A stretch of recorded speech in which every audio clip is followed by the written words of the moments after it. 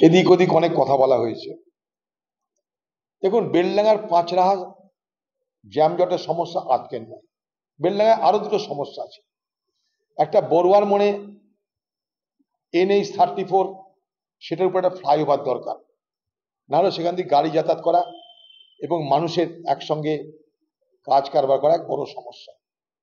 সেটা নিয়ে আমি নিজে কয়েকবার ভিজিট করেছি এবং বেলডাঙ্গার বড়ুয়ার মোড়ে যাতে মানুষের কোনো অসুবিধা না তার জন্যে ফ্লাইওভার নির্মাণ করতে সমস্ত ব্যবস্থা করা হয়ে গেছে, শুধুমাত্র টেন্ডারের বাকি।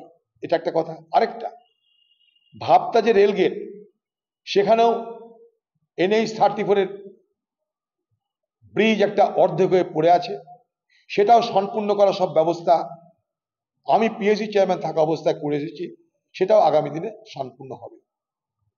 পাঁচরা নিয়ে রেল মন্ত্রক আমার দায়িত্বে থাকার সময় 2013-14 সাল থেকে আমি চেষ্টা শুরু করেছিলাম।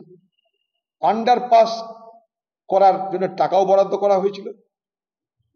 সেই টাকা বরাদ্দের পরিমাণ কেউ যদি মনে করে রেলের দপ্তরে পাবেন, কিন্তু সেটা বাস্তবায়িত করা যায়নি। তার কারণ সরকারের, রাজ্য সরকারের কাছ থেকে সহযোগিতা এবং জমি সংকট, সেই সঙ্গে অনেক ডেমোলিশনের প্রশ্ন ছিল। তাই রেল কর্তৃপক্ষকে আমরা বলেছিলাম, আপনারা বিকল্প পথ খুঁজুন যাতে সমস্যার সমাধান হয় অথচ মানুষের অসুবিধা না হয়।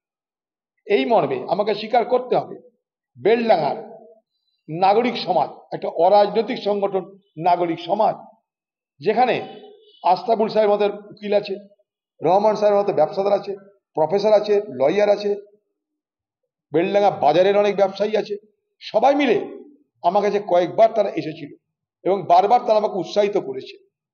আমি তাদেরকে বলেছিলাম যে যত রকম সম্ভব চেষ্টা করে একটা জায়গায় নিয়ে যাওয়া যায় কিনা আমি দেখছি।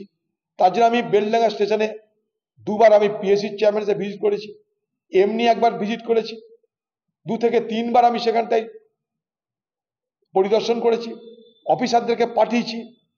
দিল্লিতে CRB অর্থাৎ চেয়ারম্যান রেলওয়ে বোর্ড, তার সঙ্গে আলাদা করে আলোচনা করেছি। ইস্টার্ন জোনের রিজিওনাল ম্যানেজার DRM, তাদের সঙ্গে আলাদা করে কথা বলেছি। প্রত্যেকে আমাকে ভরসা দিয়েছি যে এই বিষয়টা আমাদের মাথায় আছে, আমরা দেখছি। টেকনিক্যাল যিনি অফিসার, কমার্শিয়াল অফিসার, সকলের সঙ্গে কথা বলেছি, কমার্শিয়াল ম্যানেজার, সকলের সঙ্গে কথা বলেছি।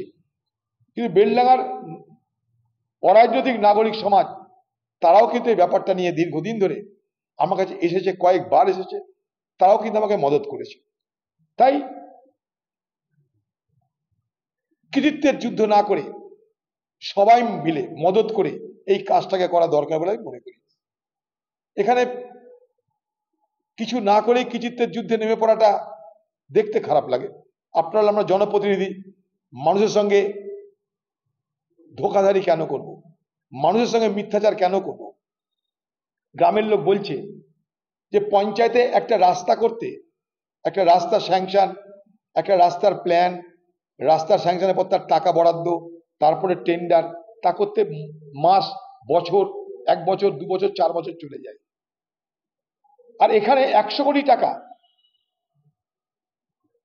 কবে প্ল্যান হলো, তার সেই প্ল্যানে যারা বোঝে তাদের অবদান কি, তার কোনো ব্যাখ্যা নাই। কিন্তু কৃতিত্ব নেওয়ার সময় সোশ্যাল মিডিয়া আছে, পয়সা আছে, খরচ করে মানুষকে বোঝানোর চেষ্টা করবে কৃতিত্ব সব আমার। আমার তোমার নয়, আমাদের। বেলডাঙ্গা আমাদের, মানুষের অসুবিধা হচ্ছে, সে একই অসুবিধা বহরমপুরে দূর করতে চেষ্টা করেছি। আমার আরেকটা প্রোগ্রাম আছে ভগবান গোলাই, সেখানে একটা বড় সমস্যা, সেটাকে দূর করা দরকার। এরকম মুর্শিদাবাদে যেখানে যা সমস্যা ছিল, রেল মন্ত্রক সুযোগ পাওয়ার পর, মুর্শিদাবাদের মানুষের আশীর্বাদে রেল মন্ত্রক যখন সুযোগ পেয়েছিলাম তখন করবার চেষ্টা করেছি। PSC চেয়ারম্যান হিসেবেও যা যা করার সব করেছি, আগামী দিনেও করতে থাকবো।